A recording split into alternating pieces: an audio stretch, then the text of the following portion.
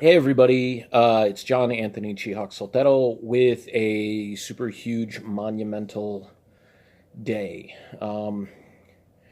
Today is day 1000 for me being alcohol free, and it's doubly significant for me because even though I really meant to have the comic book done and in people's hands in November. Um, I decided to take a divergence from it and color the whole book and add some extra things that are really special. Um, and I submitted to the printer today. So today has a double meaning for me, really significantly. It's day 1000 of me being alcohol free, day 1000 from when I started this journey, and it's also the day that I'm submitting the best project I've ever worked on, the single best story, the single best set of artwork, the single best cast of characters, uh, the best dialogue, just the most complete thing I've ever created in my life, all myself, um, from start to finish. And I submitted that to the printer, RA Direct, RA Comics Direct in Northern California. So it's very special and significant. I finished the coloring for the book um, back on the 1 year anniversary of finishing the script for the book. So I don't work exceptionally fast. Um, the need to finish the book was not as great as finishing the first issue, of course, with the loss of Guri. Um, but I'm also a believer in noticing significance of things, and so having submitting the book to the printer on the same day that I hit 1,000 days of sobriety is pretty monumental. I had been thinking over, the weekend and stuff like that when I was at 95, 96, 97 days. What am I going to do on day 1000? Well, today was Monday, so I went into work. Work day ended kind of inauspiciously because I got like a last minute call and it dragged on for a lot longer than it needed to. And so I was really frustrated. I had intended to go grocery shopping and get some fresh vegetables and chicken and stuff like that. But I was so flustered um, by that last minute call, it kind of put me off. So when I got into my car, I put Fort Minor, the Rising Tide CD in my radio, and it's technically the second track, but it's the first music track, um, called "Remember the Name," and I don't know, it just feels like an anthem for me, like an empowerment kind of thing. Like no matter what happens, all this effort, everything that I put forward, every day, the you put in the work and it matters, and um, it's going to be remembered, because I'm doing this for me. I'm not doing this sobriety thing or this straight edge thing for anybody other than myself. Um, that being said, the transformation from last year when I started, um, I realized there was something up, and I had gotten sick at just around this time last year, a month from a month from now, 11 months ago. I got shingles at age 39, which is really weird. Like, who gets shingles at 39? You usually don't get those until you're at least in your late 50s or your 60s or what have you. Um, but I got them. The first quarter of every year is potentially really disastrous for me. Not disastrous, but it's a reckoning and a wake up call. First quarter in 2001, my uncle died, and literally a month later, I was diagnosed with cancer, which I knew about and I had foreseen and even kind of wished for. That should be another video that I talk about in and of itself, and the power of the mind. Um, First quarter of 2007, I well, actually it started in the last quarter of 2006, but I started having like really bad gastric pain, and my gallbladder, uh, not gallstones, there was sludge. My gallbladder had actually started dying. Um, and I had had like two or three attacks where it was a band of pain, like right underneath the pectorals, like to, like the mid top abdominals. And it felt like somebody had kicked me in the ribs really, really hard, except you couldn't get in a comfortable position. It didn't hurt to breathe like when you have a rib injury, but it just hurt. It was internal. And when it's internal, there's nothing you can do to make it feel better. So my gallbladder had gone bad, and we went to the urgent care, or the emergency room. We went at like 6 o'clock, 5:30 or 6 o'clock. I hadn't eaten or drank anything all day long. I didn't go to work that day and got admitted, and they had done an ultrasound, maybe 2 weeks before, and had noticed that it was, the gallbladder had sludge in it, and my primary care had this information. He didn't do anything with it. So 2 weeks later, and this doctor was big on pushing pills and stuff like that, so he kept trying to give me like, not Pepsid, but he was trying to give me like acid reflux medication that you needed medication or script for. Maybe it is Pepsid.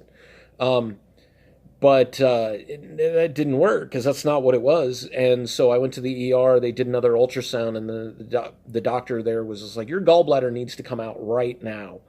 We have to wait until morning when a surgeon comes in. Because it's not a gunshot wound. I'm not bleeding out or anything. It's necrotic, but I mean, it needed to come out within a day.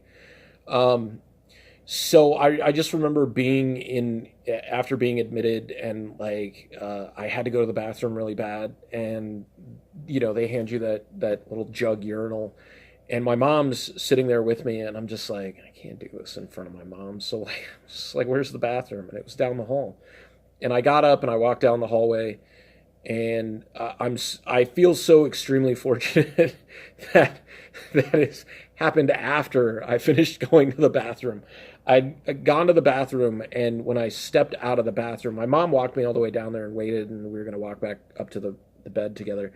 And my kidneys and all the muscles in my lower back just seized from no fluids being in them all day. And I stopped, I turned, I leaned up against the wall, and my mom's like, what? And I was just like, my back just locked up. I can't walk to the bed. Because the muscles needed to be massaged for me to like be able to come forward.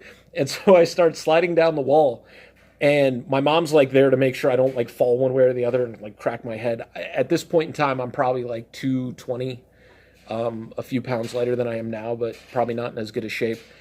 And my mom's tiny. My mom's like 5'1", 5'2". At that point, she probably weighed 105 pounds. She wasn't going to stop me from hitting the ground if that was what was going to happen.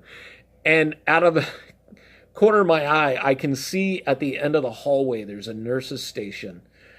And there's a nurse and an orderly or some other staff member. I don't know who they were. It might have been a doctor. He was in scrubs, but and the nurse is like held over the counter, like looking down at where I am. And the orderly's like leaning on the counter, but he's looking back like, what are you doing? And I just keep sliding down. And I eventually sit down on the ground and just like immediately like flop over onto my side and then onto my stomach. And I'm like, my back, I can't move. And the whole time they're like calling from the other end of the hall, you don't want to lay on the ground. It's, no, you don't want it. And I'm like, I don't give a shit at this point. My back isn't going to work or whatever.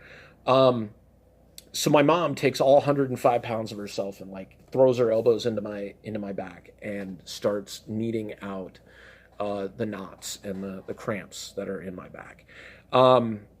We end up, I go and I have the surgery the next day. I'm out of work for like 2 weeks or, whatever.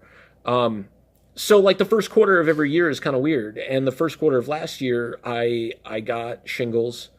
It was pretty painful. Um, and also kind of like you can't get in a comfortable position because it's nerve pain. And so like even if you get in a comfortable position, there's like you'll get like a sensation just like shoot through like through your body because all the nerves are connected, right? So even though it's only right here, like on your rib, it might shoot up, it might shoot down, it might shoot into your shoulder, it might shoot it down your arm. Like it's really weird the way it works. But following that, my doctor talked to me and told me that like my labs were a little bit elevated, and they were a little concerned. And they recommended, a heart healthy diet and exercise. And I'm like, I exercise all the time. Like I had started lifting weights furiously and like actually jacked up the tendons in both of my forearms, like going from my elbow to my wrist. That's where your forearms are. And I ended up starting like different regimens of stretching and stuff like that, and icing and stuff. And so I decided to start changing the way I worked out. So I had to start lifting differently. I had to start adding more cardio to my workout. So I started this like burst cardio regimen that I just do in my living room. And it works pretty well. And within the first like 2 months, I dropped, and a lot in part in changing my diet too, because I looked at it and I really realized your diet's really not as good as you think it is. Yeah, you gave up soda, but it's still really not that good. It was eating junky cereals and not enough protein, not enough vegetables, not enough fruit, stuff like that. So way too much carbs, way too much sugars, and so now I'm a lot more adept at when I like pick something up off the shelf. I'll like look at the contents, especially like when I go and look at protein powders and stuff like that. Like I'll look at the content. Like the fat content doesn't really concern me. The calories can concern me, but not immensely. What I really look at is the protein content. If it's got like an amino acid profile, and if it's got a high cholesterol content. If it's got a high cholesterol content, it goes back on the shelf. That's one thing I don't mess with. The fat content isn't necessarily a bad thing, because if you have higher proteins, like the fats are actually good for you because there are good fats. Yes, there is good cholesterol, but you still don't want that to be super high. But the fats can be kind of undone by the proteins. So there's a lot of stuff that I've been learning because I've been talking to some medical professionals. I made friends with one of my former coworkers' sisters. She's a nurse. Asked her professional opinion. I mean, she's not only a nurse in a major city, she runs friggin' triathlons, or swims, bikes, and runs triathlons. Like legit Iron Woman. Like as a medical professional, I joke with her and I'm like, aren't you supposed to be talking people out of doing stuff like this? And she's like, yeah, pretty much. So like her guidance and advice, and then just taking things in, have really shaped this 40th year of life, or 41st year actually, if you're going by soccer rules. It really makes a huge difference to me. I feel like this has probably been one of the best years, and in the past 3 months now, 2 months, I've really taken back to yoga, getting my cardio back in. I was running for like 2 months, and then I haven't run in a month's time, but I'm still doing my burst cardio here in the house, and so I'm getting my cardio in. I need to get fitted for some shoes, some running shoes, so I can get back into running. I kept getting shin splints over and over again, so I really need to save some money and get a good pair of shoes, and get fitted for them so that I'm doing it better. I think my stride was getting better and everything, but just the breakdown of my legs was not good. And this is all coming from somebody who had bone cancer in his right femur and probably should never be doing the things that he's doing. And I kind of just look at it as a challenge, and that's why I took up running, and that's why I'm doing yoga, and that's why I'm doing cardio, and that's why the Bubba Patrol itself wasn't so much of a challenge as it was something I felt I owed to my dogs, to Cypress and Sabu and Gurry and Foley and Grayson and all the way back to Benji. That this is something bigger. So today after work on day 1000, complete segue all the way around. I came home. I needed to correct a couple of the pages for the Bubba Patrol, but I said, you know what? It's important that you get your workout in. Today is, yes, it's day 1000, but it's no different than any other day. So you need to get that in. So I got my workout in. I added some new elements to it that I'm pretty stoked about. So I'm hoping it starts paying off. Even if it doesn't, I'm still going to keep doing it, and I'm going to keep changing things up so that it it stays good. And then I corrected the pages. I just had to make them a little bit bigger so that the full bleeds came in when they trim them. And submitted the corrected pages to the printer, and just watching some videos on YouTube, and I was just gearing up to be like, I gotta make this video and say, my name is John Anthony Chihak Soltero. I am a son and a brother and a grandson and a nephew and an uncle, and a friend, and a coworker, and an advocate, and an ally. I'm a social worker. I'm an artist.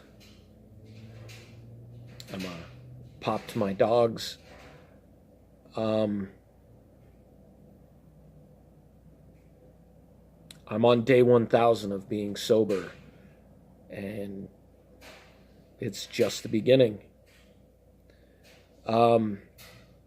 I routinely use a hashtag